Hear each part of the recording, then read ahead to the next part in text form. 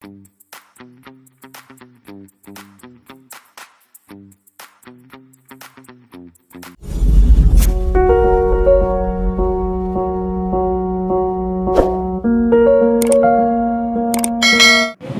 Students, అందరూ బాగున్నారా?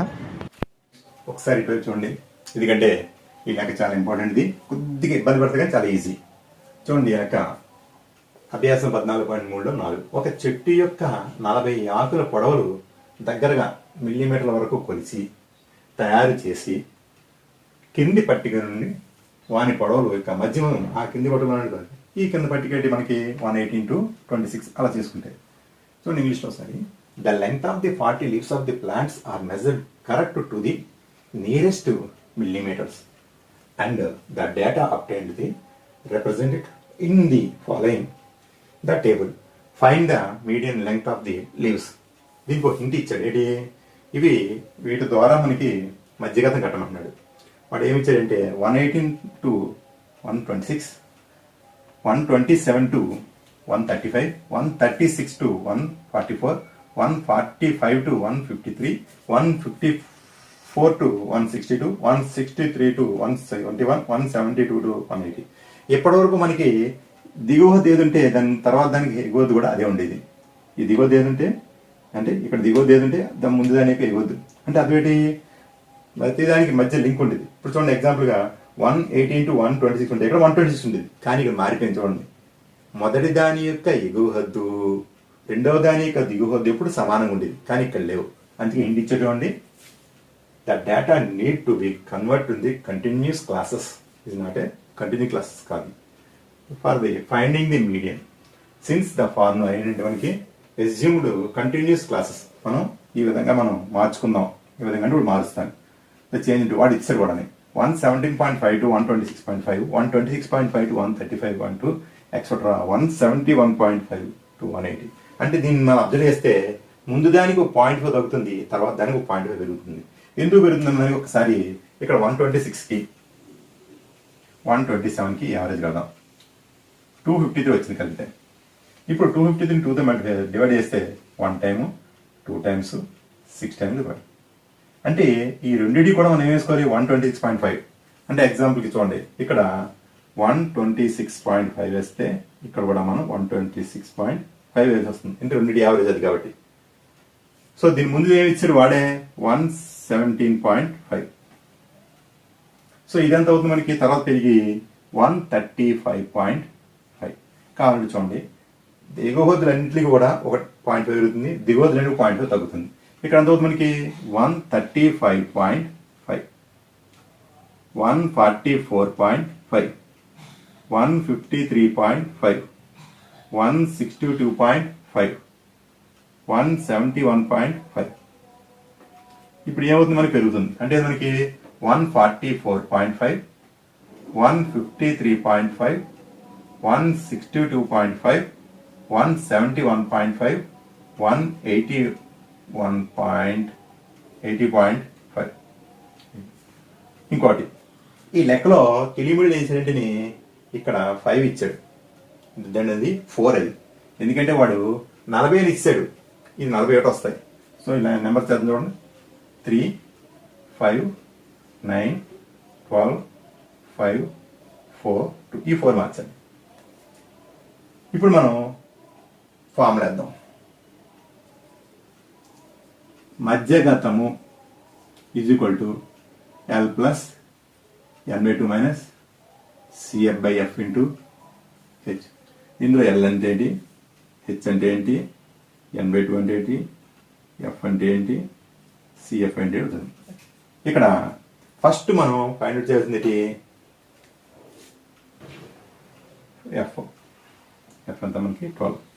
Fకి ఏంటి ఎదుర్కొన్నాడు? తరగతంత్రాలు చూస్తే మనకి ఇది. ఇందులో దిగువ హద్దు L అనేది మనకి 144.5. ఇంకా H కడదాం. చూడండి, 118, 118, 19, 20, 21, 22, 23, 24, 25, 26. ఎంత వచ్చింది మనకి? 9. లెంగ్త్ ఎంత వచ్చింది మనకి? 9 వచ్చింది. ఇప్పుడు n/2 కడదాం. n/2 కట్టే ముందు టోటల్ చేద్దాం. చూడండి, ముందు క్యూములేటివ్ ఫ్రీక్వెన్సీ చేద్దాం. 3. 5 + 3 = 8. 9 plus 8 is equal to 17. 17 plus 12 plus 17 is equal to 29. 5 plus 29 is equal to 34. 4 plus 34 is equal to 38. 2 plus 38 is equal to 40. So n is equal to 40 వచ్చింది. ఇక cumulative frequency వస్తుంది. పౌనఃపున్యాన్ని ఎదుర్కొన్న దాన్ని ఇది నోట్ చేస్తే దీనిపైన ఉన్నదాన్ని క్యూములేటివ్ సిఎఫ్ అంటాం. అంటే ఇప్పుడు సిఎఫ్ ఎంత వచ్చింది మనకి 17. n/2 ఎంత వచ్చింది మనకి 40/2 ఈజ్ ఈక్వల్ టు 20. వీటి యొక్క లెంగ్త్ అన్ని కూడా మనం ఎక్సైజ్ స్టార్టింగ్ లేకున్నాం. ఎల్ అంటే ఏంటంటే మన ఫ్రీక్వెన్సీ యొక్క హైయెస్ట్ ఫ్రీక్వెన్సీ దగ్గర ఉన్నటువంటి క్లాస్ ఇంటర్వల్లో లోగోని ఎల్ అంటాం. ఈ తరగతి అంతరాలని మధ్య దూరాన్ని హెచ్ అంటాం. ఎన్ అంటే ఫ్రీక్వెన్సీకి మొత్తాన్ని బై 2 చేస్తే n/2 అవుతుంది. ఎఫ్ అంటే ఫ్రీక్వెన్సీ వస్తుంది. సిఎఫ్ అంటే క్యూములేటివ్ ఫ్రీక్వెన్సీ అంటే సంచిత పౌనఃపున్యం. ఈ విలువలన్నీ ఇందులో వేసేద్దాం. సో ఎల్ ఈజ్ ఈక్వల్ మనకి 144.5 ప్లస్ n/2 అంటే మనకి 20. సిఎఫ్ అంటే 17. ఎఫ్ అంటే మనకి ఎంత 12. హెచ్ అంటే 9. చూడండి 144.5 ప్లస్ 3/12 ఇంటూ 9 ఇది 4 టైమ్స్ పోతుంది. So 144.5 plus 9/4. 9ని 4తో డివైడ్ చేద్దాం. 2 టైమ్స్ 8 1 పాయింట్ పెడితే 0. 2 టైమ్స్ 8 2 0 పెడదాం. 5 టైమ్స్ 20 0 0. So 144.5 plus 2.25. సో మనం ఇప్పుడు 144.5ని 2.25ని యాడ్ చేస్తే 5 7 6 4 1. Therefore మధ్యగతము is equal to 146.25. So students note చేసుకోండి. హాయ్ స్టూడెంట్స్, బాగున్నారా? ఎప్పుడు బాగుండాలి. ఈరోజు మనం అభ్యాసం 14.3లో 5 వరకు నేర్చుకున్నాం. చాలా సింపుల్ లెక్క ఇది. సో మీకు ఏమైనా డౌట్స్ ఉంటే నాకు వెంటనే కాల్ చేయండి, మీకు ఎక్స్ప్లెయిన్ చేయడం జరుగుతుంది. ఇంకా డౌట్స్ ఉంటేనే చూడండి. ఒక పరిశీలనలో 400 నియాన్ బల్బుల జీవితకాలం క్రింది విభాజనలో ఇవ్వబడ్డాయి. బల్బుల జీవితకాలంకు మధ్యగతం కనుగొనండి. చూడండి ఒకసారి. ఒక పరిశీలనలో 400 నియాన్ బల్బులు, కింద బల్బులు మనకి 400.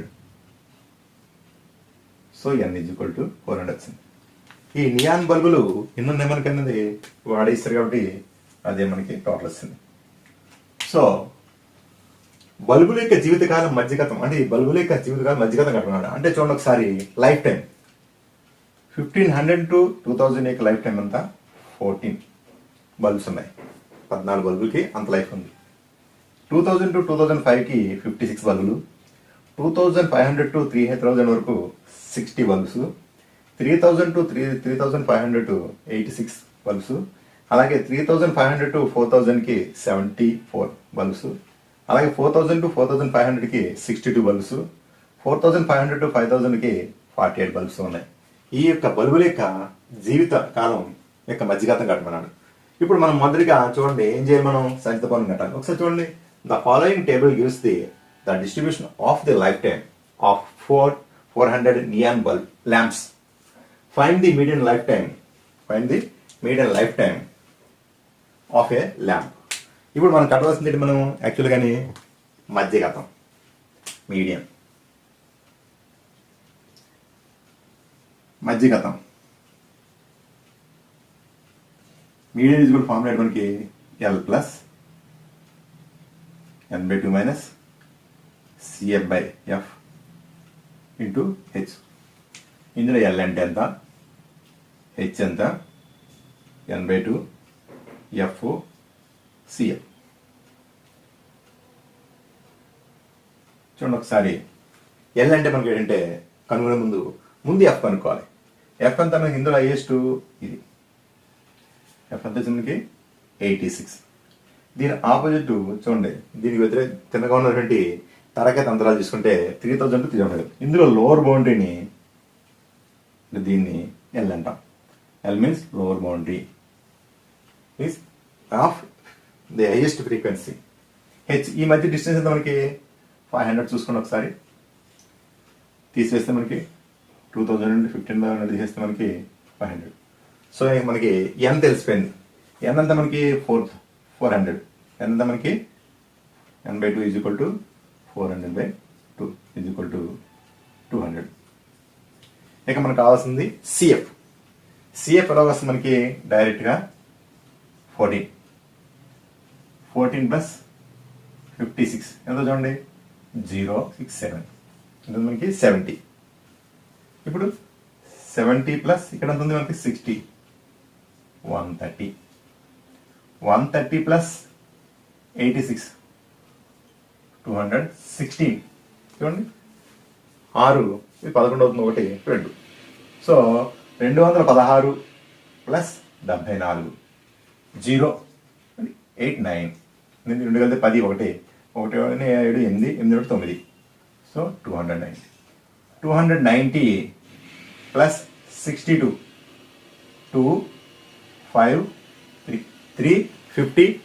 352 అంటే అండి 290కి 62 కలిపితే 2 9 6 కలిపితే 15 1 కలిపితే 3. ఇక 352 plus 48 is equal to 400. So చూడండి ఈసారి హైయెస్ట్ ఫ్రీక్వెన్సీ ఏది ఉందో చూడండి. దీన్ని ఎదుర్కొంటున్న పైదాన్ని సిఎఫ్ అంటాం. అంటే ఇక్కడ సిఎఫ్ ఎంత మనకి 130. సో స్టూడెంట్స్ మనకి అర్థమైంది కదా. ఈసారి మనం ఫార్ములాలో వేద్దాం.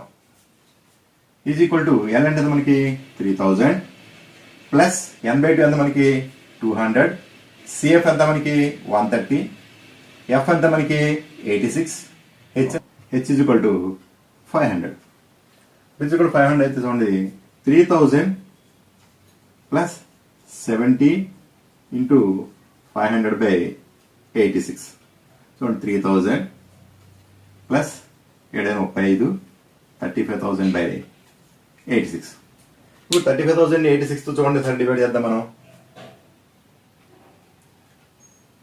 35,000 into 86 4 టైమ్స్ వద్దాం. 4 6 24 2 అని 32 34 తీస్తే మనకి 6 ఉంది కాబట్టి 47. జీరో వేసాం పోలేదు కాబట్టి జీరో వేసాం మళ్ళీ 6 వచ్చింది. సో 6 టైమ్స్ 6 36 3 6 48 51 తీస్తే మనకి 4 8 పాయింట్ పెట్టాం జీరో వచ్చింది. చూడండి 9 టైమ్స్ పోతేమో 9 6 9 54 5 72 77. సో సుమారుగా మనకి 3000 ప్లస్ 406.97 సుమారు. సో బల్బు జీవిత కాల మధ్యగతం is equal to 3406.97. So students note చేసుకోండి జాగ్రత్తగానే. మనకి ఏంటిది బల్బు జీవితకాలం ఎంత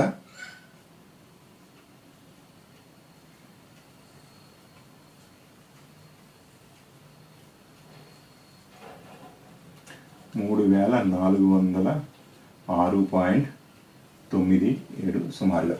సో స్టూడెంట్ నోట్ చేసుకోండి.